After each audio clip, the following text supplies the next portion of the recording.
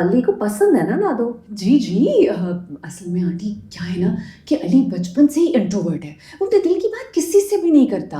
अब आप खुद सोचें कि नादिया से अच्छी लड़की भला अली को मिल सकती है? ये तो बिल्कुल नहीं, मेरी बेटी है ही लाखों में। ठीक है, अगर तुम कह रही हो कि वो पसंद करता है तो मैं दोनों का रिश्ता पक्का कर आप लोग की बातें हो गई हो तो जूस पी ले। तुम क्यों इतना ज्यादा शर्मा रही हो? हाँ, तुमने कब से सीख लिया?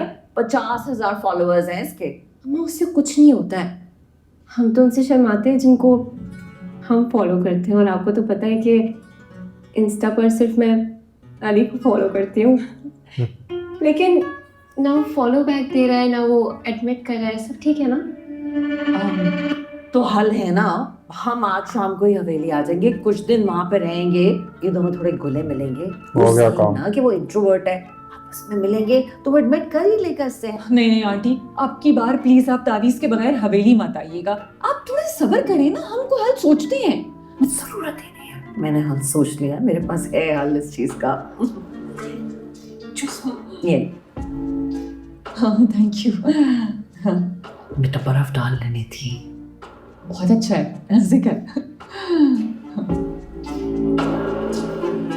अली को मेरी याद क्यों नहीं आ रही? वो मुझे मिस क्यों नहीं कर रहे? तो वो रिश्ता भेजने वाली बात मजाक थी। हाँ, वो लड़की नादिया हाँ मखा चिपक रही है अली से। दोस्त है तो हद में रहे ना। नहीं, ये सिर्फ दोस्ती नहीं है, कम से कम उसकी तरफ से तो बिल्कुल नहीं है। वो यकीनन अली को चाहती है, लेकिन अली क्या चाहते हैं, मैं उनके दिल में कैसे झांकूं?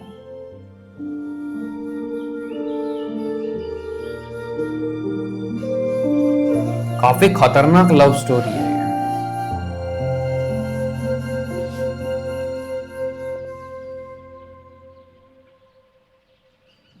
खुशी, तुम्हें पता चला वो मनहूस औरत बच गई है, लेकिन इतने खतरनाक जहर से कैसे बच गई?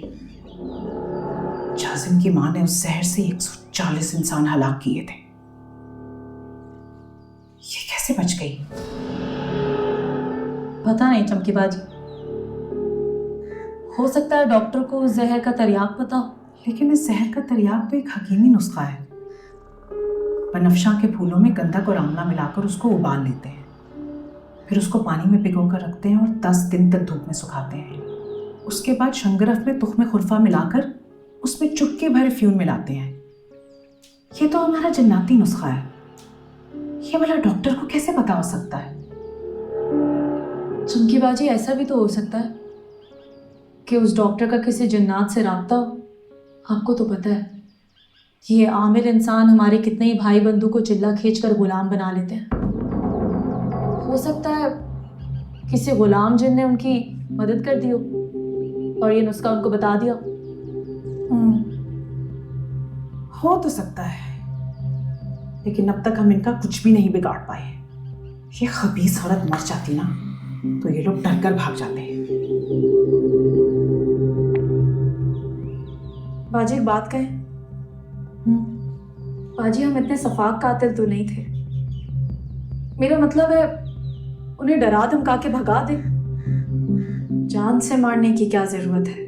तुम्हें बड़ी हमदर्दी हो रही है उनके साथ। जिंदगी अजाब बना के रख दिया उन्होंने हमारी। अपने बिस्तरों पर सोते थे, अपना किचन इस्तेमाल करते थे, और अब इस उजाड़ खाने में कैद होकर रह गए अपने ही घर में।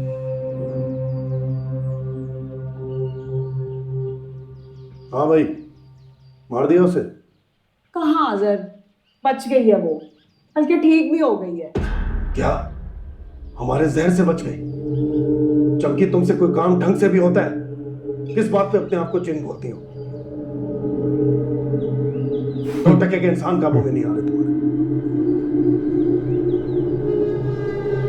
इतना ही कहना था। मुझे तो ऐसे बातें सुना रहा है जैसे कुछ चुटकी में उनको पकड़कर बाहर निकाल दिया हो। पढ़ाया।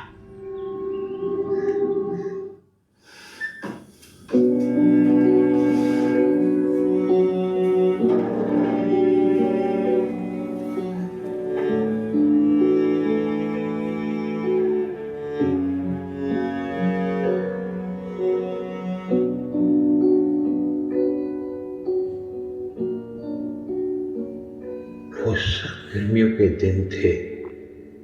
हमारे घर को मुसीबतों और परेशानियों ने घेरा हुआ था। बाहर शिद्दत की गर्मी पड़ने के बावजूद हमारा घर सर्द और वीरान होता जा रहा था। अब्बा उन दिनों सख्त बीमार रहने लगे थे। अब्बा को लकवा हो गया था।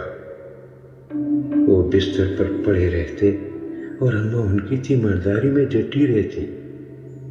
अम्मा ये समझती थी कि अब्बा के इस खराब तबीयत का जिम्मेदार आज़र और उसका खानदान ही है।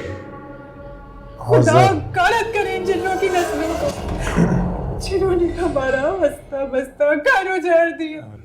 कितना मैं आपको मना करती थी कि मत कैद करें उन्हें, लेकिन आपने नहीं सुनी मेरी। अब देखे ही अंजाम, ये लकवा भी उन्हीं की देन है। बस और नहीं होता मेरे से बर्दाश्त, मैं जा रही हूँ उन्हें आजाद कर। अब तुम मुझे मना भी करोगे तो मैं तुम्हारी नहीं सुनूंगी। तुम्हारी ये सिर्फ मुझसे नहीं देखी जाती, नहीं देखी जाती। कुछ जिन्नात की वजह से आगे हमारे घर के कितने लोग मर गए हैं। उनकी नौसत का साया आज भी इस घर में मौजूद है। मैं जा रही हूँ उन्हें आजाद करने जा रही हूँ।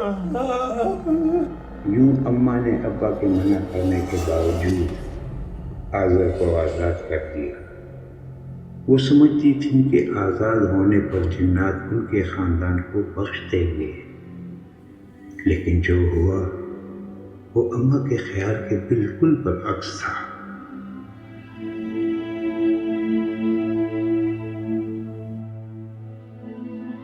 मिर्चा तो नहीं है? अली मियाँ चाय मंगवाई थी आपने? जी शुक्रिया, रख दें। आपने नाश्ता भी नहीं किया, बना दूं मैं? नहीं, भूख नहीं है। भाई भाभी कहाँ हैं? असफिया अपने कमरे में और ज़ारा बीबी कहीं बाहर गई हुई। ठीक है। जैसे ही अम्मा ने तस्बीह हटाकर कमरे का दरवाज़ा खोला,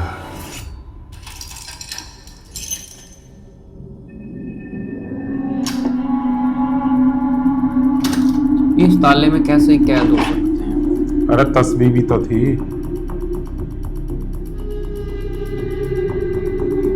ये वही तो दरवाजा जहाँ अली बेहोश हुआ था।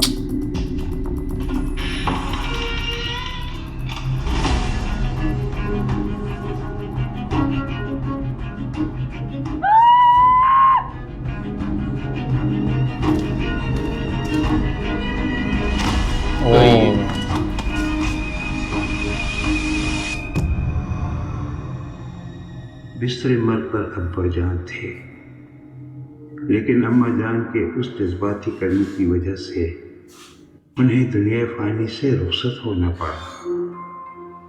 मेरी उम्र उस वक्त 33 या 34 साल रही होगी। इस वाक़े के बाद हवेली के मुतालिक मुझे कई पुरस्कार बातों का पता चला, जो मैं एक एक करके अपनी डायरी में कलमबंद कर रहा हूँ। अम्मा जान के जाने के बाद अब्बा जान की जिम्मेदारी मेरी जिम्मेदारी थी।